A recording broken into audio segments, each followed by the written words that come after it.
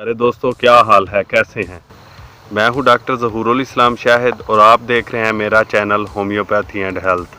प्यारे दोस्तों, आज मैं आपको परिंदों यानी मुर्गियों, तोतों, कबूतरों और मोरों वगैरह को होने वाली एक ख़तरनाक वायरल डिज़ीज़ न्यूकास्टल डिज़ीज़ अल मशहूर रानीखेत की अलामात वजूहात बताऊंगा और बाद में इस मर्ज़ को बड़ी तेज़ी से ख़त्म कर देने वाली होम्योपैथिक अद्वियात बताऊंगा और इससे हिफाजती इक़्तिदामात भी बताऊंगा। ये दवाइयाँ आप हफ्ते में 1-2 बार अपने परिंदों को देते रहें तो इनको कभी भी रानीखेत का मर्ज़ नहीं होगा। चलें शुरू करते हैं। प्यारे दोस्तों, रानीखेत का वायरस तकरीबन सारा साल ही परिंदों को मुतासर करता रहता है, मगर ज़्यादातर ये शदीद गर्मी या शदीद सर्दी में परिंदों को मुतासर करता है, क्योंकि इस वक्त में परिंदों में क़ुव्वत मुदाफ़ियत की कमी हो जाती है।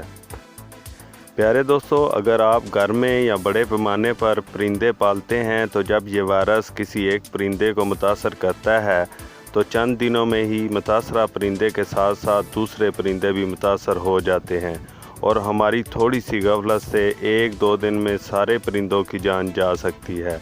लिहाजा इस वायरस की अलामात अगर आप एक परिंदे में देखें तो फ़ौरन सेहतमंद परिंदों को इससे अलग कर दें ताकि दूसरे परिंदों को इस मर्ज़ से बचाया जा सके।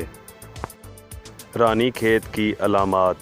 प्यारे दोस्तों, जब कोई परिंदा रानीखेत मर्ज़ के वायरस से मुतासर हो जाए तो इसमें मदरजा ज़ैर अलामात पैदा हो जाती हैं। नंबर 1, वो परिंदा दूसरे परिंदों में सुस्त नज़र आता है। नंबर 2, खाना पीना कम कर देता है बल्कि खाना छोड़ ही देता है।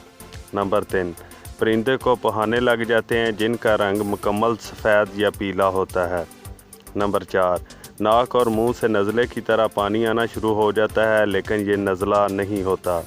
नंबर 6, परिंदा बार बार अपनी गर्दन झटकता रहता है, ऐसा महसूस होता है कि वो गले में फंसी कोई चीज़ बाहर निकालना चाहता है। नंबर 7, परिंदा अपने विंग्स गिरा देता है यानी कि पर गिरा देता है और अपनी चोंच अपने परों में बार बार छुपा लेता है। नंबर 8, परिंदे में शदीद कमज़ोरी आ जाती है और ज़्यादा बैठा रहने को तरजीह देता है। नंबर 9, बीमारी शदीद होने की सूरत में अपनी चोंच खोलकर बड़े बड़े सांस लेता है। प्यारे दोस्तों, अब इलाज की बात करते हैं। आप किसी बड़े होम्योपैथिक स्टोर से ये अद्वियात ख़रीदें। Carbo veg 30, veratrum album 30, belladonna 30, kali phos 30।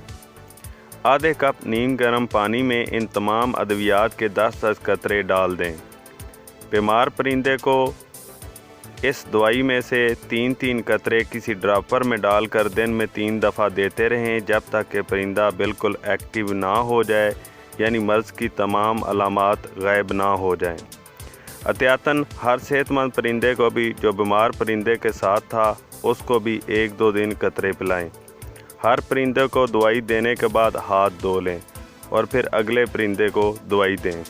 याद रखें कि बीमार परिंदों को सेहतमंद परिंदों से काफ़ी दूर रखें, क्योंकि ये वायरस हवा के ज़रिए भी दूसरे परिंदों में मुंतकिल हो जाता है। आप जब भी बाज़ार या कहीं से कोई नया परिंदा लेकर आएँ, उसे चंद दिन बाकी परिंदों से अलग रखें, फिर दूसरे परिंदों में शामिल करें। मेरे मुशाहिदे में आया है कि मुर्गियों वगैरह को अगर हफ्ते में 1 दफ़ा थोड़ा सा लहसुन और थोड़ा सा प्याज बारीक काट कर अगर डालते रहें तो रानीखेत का परिंदा हर मर्ज़ से महफूज रहता है। तजर्बा करें, आप भी मान जाएंगे। दोस्तों, परिंदों के रहने की जगह की सफाई का ख़ास ख्याल रखें। मैं उम्मीद करता हूं कि मेरी ये वीडियो आपको बहुत फ़ायदा देगी। उसे अपने दोस्तों के साथ शेयर करें। अगर वीडियो अच्छी लगे तो इसे लाइक कर दें और अगर आप इस तरह की मज़ीद मालूमाती वीडियो देखने के ख्वाहिशमंद हैं तो मेरे चैनल को सब्सक्राइब करके बेल बटन दबा दें ताकि हर नई वीडियो का नोटिफिकेशन आपको मिल सके। मिलते हैं नई वीडियो में। खुदा हाफिज़।